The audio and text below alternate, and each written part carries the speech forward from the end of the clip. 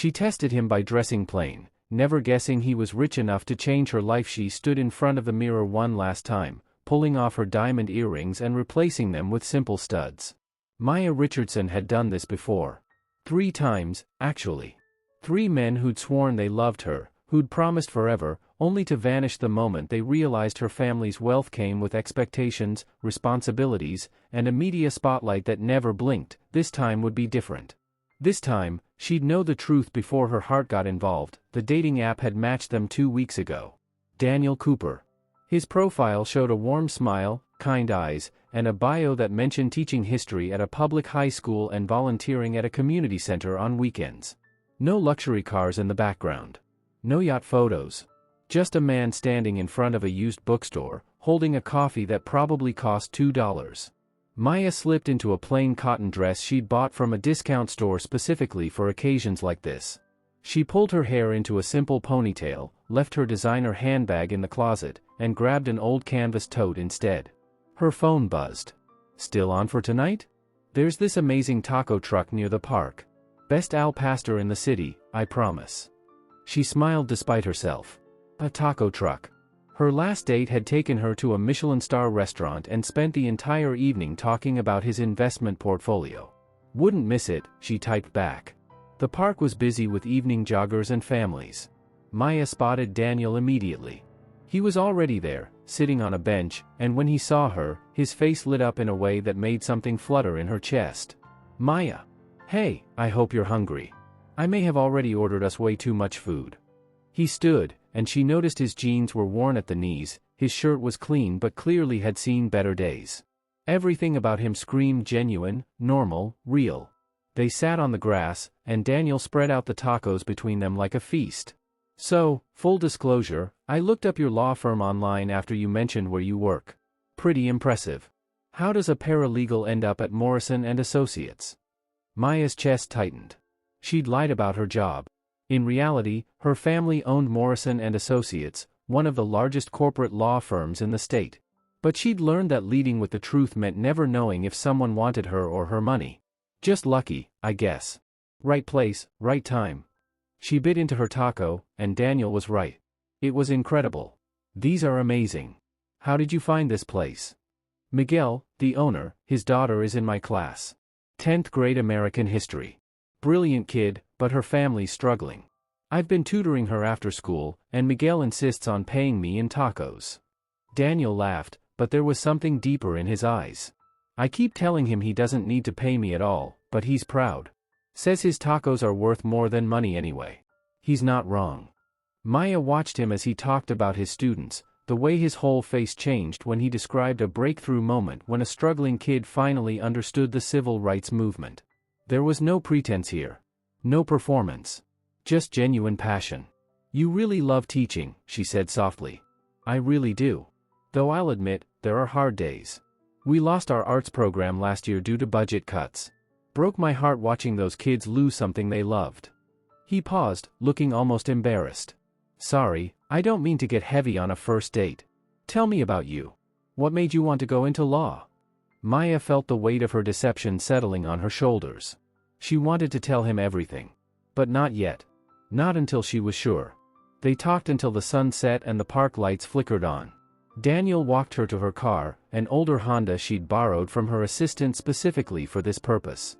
I had a really great time tonight, he said, and the sincerity in his voice made her heart ache. Me too.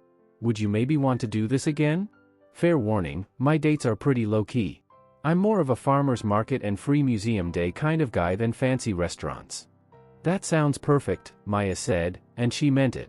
Over the next 3 weeks, Maya fell into a routine of lying. She'd leave her penthouse apartment and drive to a modest neighborhood where she'd parked the Honda. She'd change clothes in a coffee shop bathroom, swapping designer labels for Target basics. Every date with Daniel felt like stepping into a different life, one where she wasn't Maya Richardson, heiress and socialite, but just Maya, a woman getting to know a man who made her laugh until her sides hurt. Daniel took her to a pottery class held in a community center basement. He cooked dinner for her in his small apartment, apologizing for the cramped space and mismatched furniture. He introduced her to his elderly neighbor, Mrs. Chen, who'd lived alone since her husband died, and Maya learned that Daniel checked on her every day and helped with her groceries. "You're a good person," Maya said one evening as they sat on his fire escape, sharing a bottle of wine that cost $8. Daniel looked at her strangely. "I'm just a person. We all should look out for each other, shouldn't we?" It was during their 5th date, at a free outdoor concert, when everything began to unravel. Maya's phone rang, her mother's contact flashing on the screen. She'd been ignoring calls from her family for weeks, claiming she was busy with work projects. "I'm sorry, I need to take this," she said, stepping away. "Maya Elizabeth Richardson, where have you been?" Her mother's voice was sharp with worry and frustration. "The charity gala is in 3 days. The one you're chairing. The one for the children's hospital wing we're funding. Please tell me you haven't forgotten." Maya's blood ran cold. The gala. The $50 million initiative her family was spearheading. The event she'd been planning for 6 months. "I haven't forgotten, Mom. I'll be there. In 3 days, we're announcing the new wing. Your father expects you to give the speech. And please, darling, try to look like you haven't been living in hiding. The press will be everywhere." When Maya returned, Daniel was watching her with concern. "Everything okay? You look upset." "Just work stuff. Nothing important." Another lie. They were piling up now, each one heavier than the last. But Daniel didn't push. Instead, he pulled her close and they swayed to the music, and Maya let herself imagine, just for a moment, that this could be her real life. The night before the gala, Maya made a decision. She couldn't keep lying. Daniel deserved the truth, and if he walked away because of who she was, then at least she'd know now before her heart was completely shattered. She invited him to coffee at a small cafe, the same one where she'd been changing clothes for weeks. Her hands shook as she stirred sugar into her cup. "Daniel, there's something I need to tell you. Something I should have told you from the beginning." She took a breath. "I haven't been completely honest about who I am." Daniel set down his cup, his expression unreadable. "Okay. My name is Maya Richardson. Not Maya Collins like I told you. And I'm not a paralegal. My family owns Morrison and Associates. We own a lot of things, actually. I'm sorry I lied. I've had people in my past who only wanted me for my money, and I needed to know that you'd want me for me, not for what I could give you."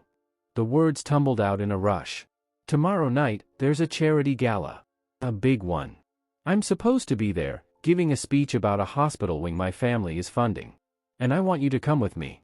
I want you to see all of it, the real me, the whole truth. And then you can decide if this is something you still want." The silence stretched between them. Daniel's face had gone carefully blank, and Maya felt her heart cracking with each passing second. Finally, he spoke. "You tested me. Yes. You thought I was the kind of person who would use you for money. I didn't know. I had to be sure."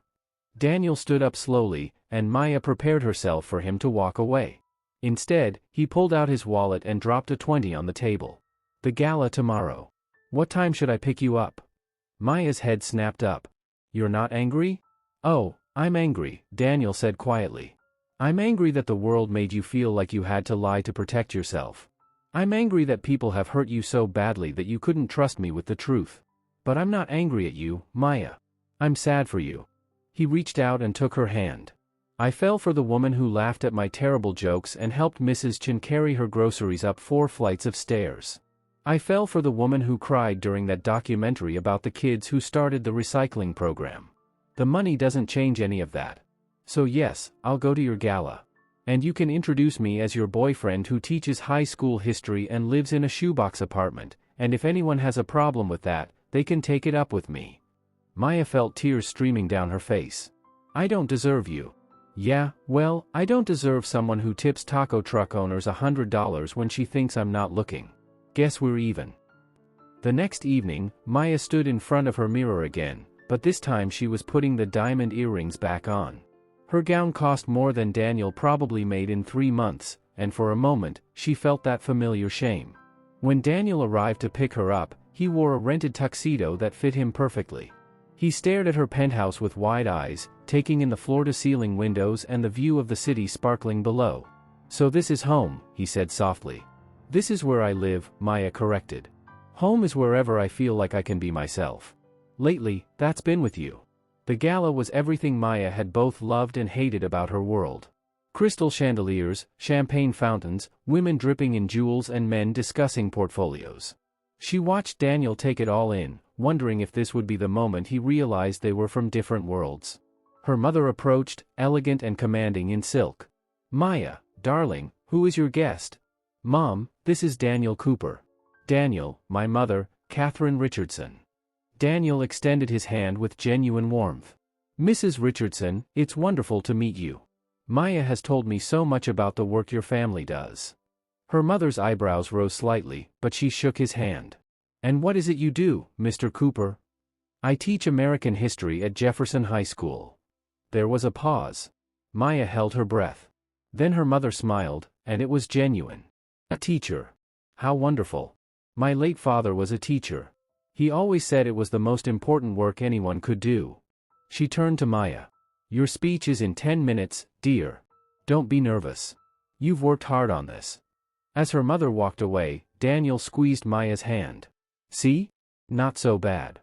Maya gave her speech, announcing the new pediatric wing and the programs it would fund. She spoke about the importance of giving back, of remembering that wealth came with responsibility. And when she looked out at the crowd, she saw Daniel watching her with pride, and suddenly the words came easier. After the speech, as they danced, Daniel leaned close to her ear. "I have a confession too." Maya's heart stuttered. "What?" "I knew who you were. From the first date." He pulled back to look at her face. "Miguel, the taco truck owner? His daughter Rosa is in my class. She's also in the debate club and happened to mention that her family catered an event at Morrison and Associates. She showed me pictures. You were in them." Maya stopped dancing. "You knew?" "This whole time. I knew. And I watched you struggle with your lies, and I wanted to tell you it was okay, that I didn't care about the money. But I figured you needed to come to that realization yourself. You needed to learn to trust again." He smiled softly. "I fell in love with you, Maya. Both versions. The one in the cotton dress and the one in the designer gown. Because they're the same person. A woman who cares deeply, who tips generously, who helps elderly neighbors, and who's trying so hard to figure out who to trust in a world that's taught her to be suspicious." Maya laughed through tears for the second time in 2 days. "We're both terrible at honesty. Then let's make a deal. No more tests. No more lies. Just us, figuring this out together. Deal." 6 months later, Maya stood in Daniel's classroom after school, watching him tutor Rosa Martinez and 3 other students. The arts program was back, funded by an anonymous donation that Daniel still hadn't figured out came from Maya.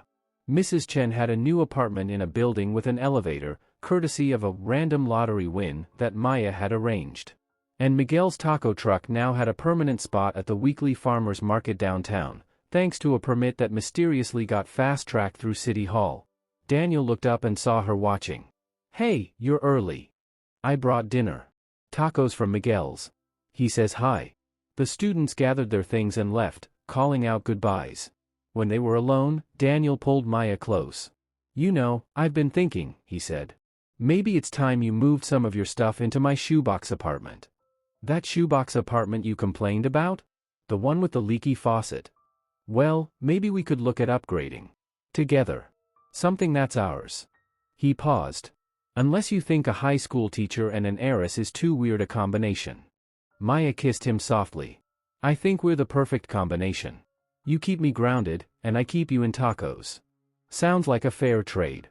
Outside the classroom window, the city lights began to flicker on, and Maya realized she'd finally found what she'd been searching for all along. Not someone who wanted her despite her wealth, or because of it, but someone who simply wanted her. The woman who was learning, slowly, to trust again. The woman who was discovering that real love didn't need tests or pretense. Just 2 people, choosing each other, every single day. And that was worth more than all the money in the world.